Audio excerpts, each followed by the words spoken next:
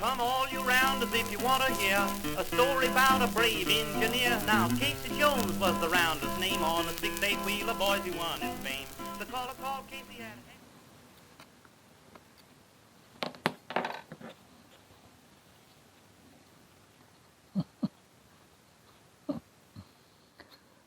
Hey there. My name is David Mays, your host for this edition of Along the Model Railroad Line, a program where we talk about the joys and pleasures you get from playing with model trains.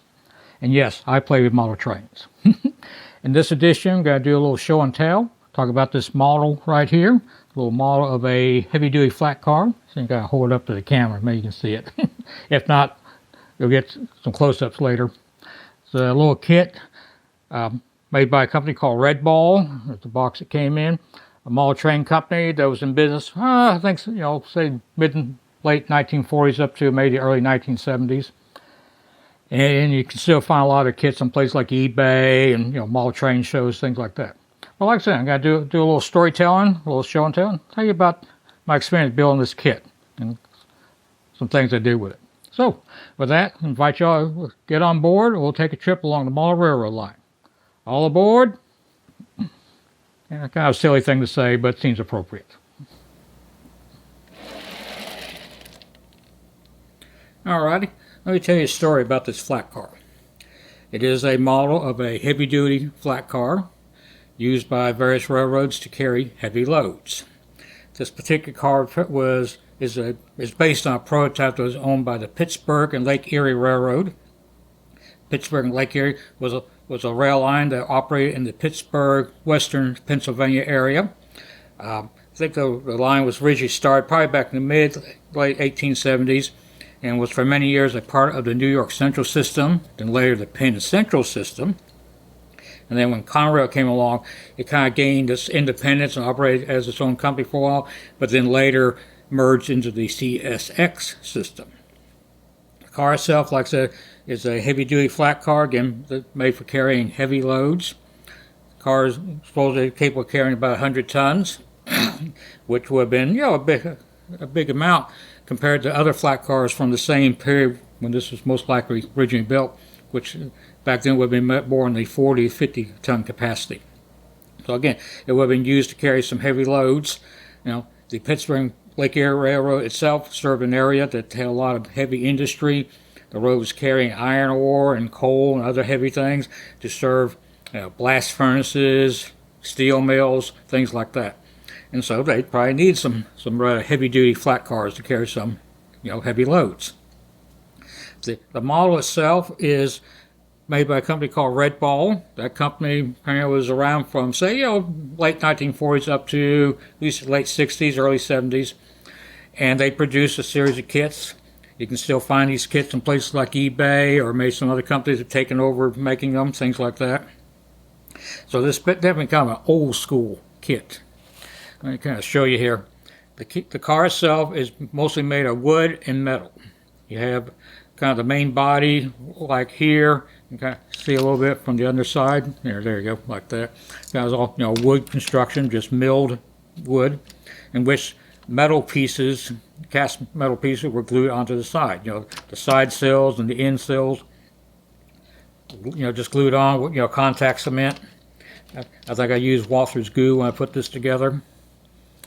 The kit again, the sides and the ends came pre-painted. Again, letter for the Pittsburgh and Lake Erie. Car number 6885. Like I said, I don't really have any information about the prototype cars. At least just a little casual looking in it. I haven't found anything, but I'm sure the information's out there.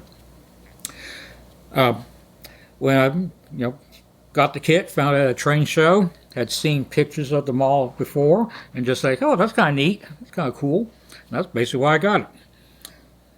Got it. When put it together, again, pretty easy. Again, just slap some pieces onto the side of the wood there, and you're basically done.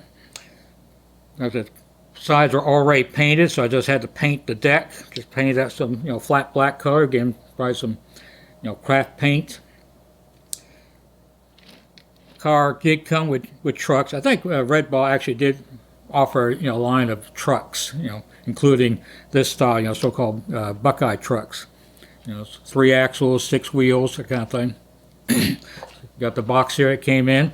I'm going to look at the end of the box, and it says 100-ton flat. Here, let's get right there. There you go.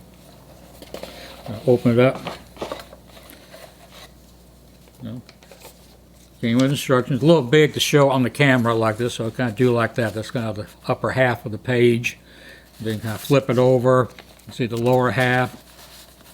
Got drawing of the car right there, and then got some instructions there. And like I said, pretty basic kit. Like I said, kind of old school, as they say. Not highly detailed compared to what you get nowadays. But at the same time, I think it's still kind of cool looking. I like the way it looks. I guess saying apparently Redball did produce their own trucks, but this particular kit came with 2 sets of, again, HO scale Buckeye 6-wheel trucks. Set that aside. Apparently made by Athearn. Says on there, 1 pair HO Buckeye trucks. And it says on there, you can see that, fully operating, sprung, all prototype detail. And originally I wanted to use those trucks when I put the car together. Problem is, when I got them out of the box, the things were falling apart. Okay, kind of disappointed. Like I said, they got springing, all the articulation like the real ones did. But unfortunately, these things may be a victim of the so-called zinc rot. That's a condition where, all these metal castings are made from a zinc alloy, and if you get the mixture off a little bit or get some impurities in there when you're making the casting, it'll have an effect on the metal so that over a period of time the metal just falls apart, just literally disintegrates, turns into sand for all practical purposes. And that's probably what happened here. Pieces. This thing just fell apart. Here's the center wheel, some other parts here. So right now, I'm keeping them. Obviously, they'll become part of a scene, say, of a car repair shop. They're just kind of sitting on the side, look like maybe getting some repairs done. So, what I had originally planned to do when I was putting the car together, I do have some Athearn Buckeye plastic trucks. I was going to use those, but then looking on eBay, had an opportunity to get some, I assume, Athearn metal trucks. They're not sprung, they're rigid, but good price. They actually fit the theme, kind of same vintage as the kit was. So I bought those, and it rolls pretty good. Actually adds just a little extra weight where you need it. I like them. Put this back. There we go. Make sure I've got all those pieces together. Okay. Looking at the car again, underside, you can see where I attach some lead weights. I think several companies offer these lead weights that come with a little piece of double sticky tape on them. Just kind of peel a little piece of paper off of it and they just stick it on. Works out about an extra ½ an ounce of weight. So the car itself is pretty short. It's only about 36 feet long, HO scale. When I put it together, I used KD couplers. Those are KD number 5s, like that. Had basically just glued them in.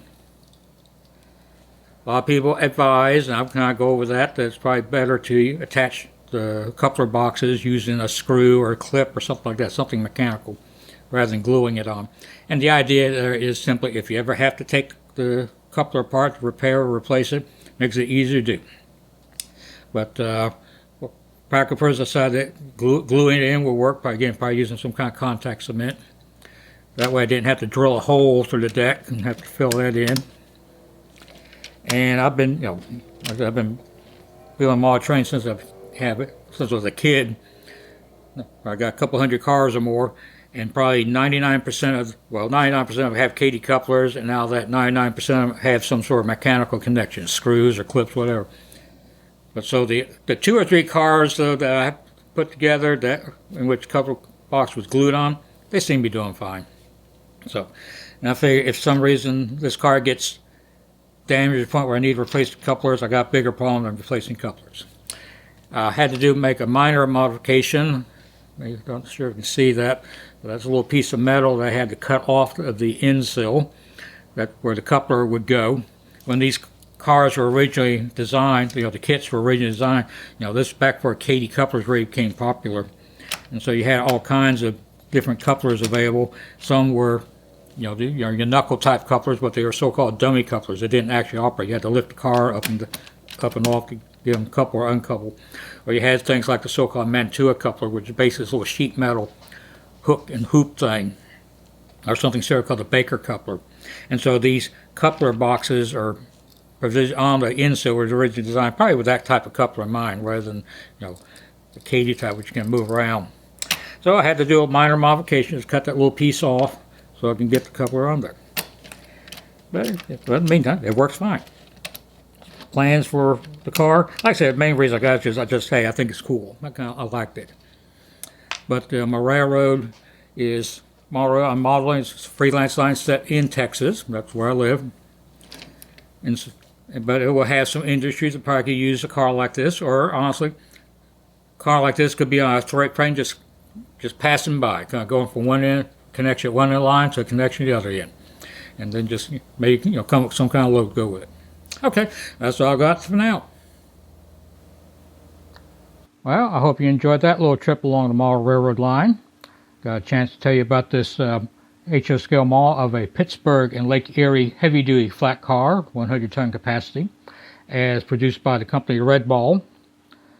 I enjoyed putting it together. To me, it's kind of something unique, special, and I enjoyed putting it together. Got some plans for some more videos, some which will be, show and tell. Others, however, I was probably getting some more details about how you actually do stuff like building kits or doing scenery on a train layout, things like that. I mean, I've been doing this hobby since I was a kid, so I like to think I've learned some things and I'm willing to pass them along. So, I invite you all to stay tuned for the next time we take a trip along the model railroad line.